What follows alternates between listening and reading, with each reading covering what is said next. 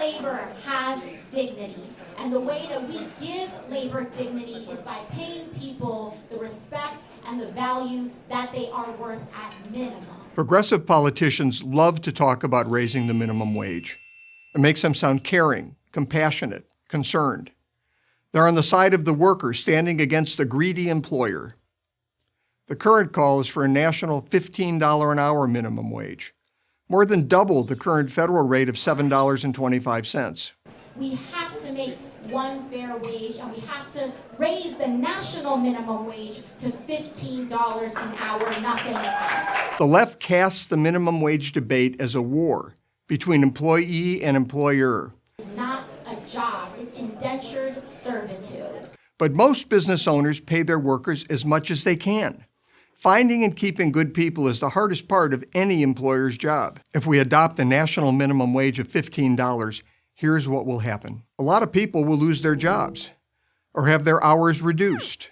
According to a 2014 Congressional Budget Office study, just a $10 minimum wage would cost 500,000 jobs as businesses terminate employees.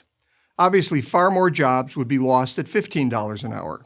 To survive, employers would have to reduce hours, even for workers who manage to keep their jobs. That's a pay cut. It is good for business everywhere. It's good for small business. It's good for workers. The only thing it's not good for is the major chain corporations that depend on the exploitation of people. Businesses will close, and the jobs they created will disappear. A recent report from researchers at the Harvard Business School found that each $1 increase in the minimum wage results in a 4 to 10% increase in the likelihood of restaurants closing. An over $7 an hour increase to $15 would be devastating, not only for restaurants, but for small businesses and their employees. It's good for small business, it's good for workers. Fewer people will open businesses. $15 an hour is a very steep hill to climb. Would-be entrepreneurs will do the math on labor costs and realize it's just not worth the risk. This is a real cost to the economy that we can't measure.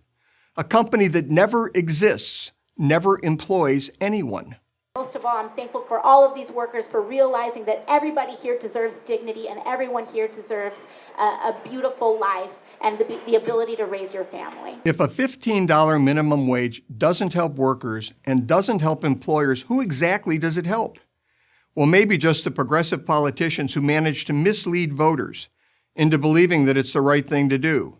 Sounding caring, compassionate, and concerned is all well and good, but having a job is better. I'm Andy Puzder for Prager University.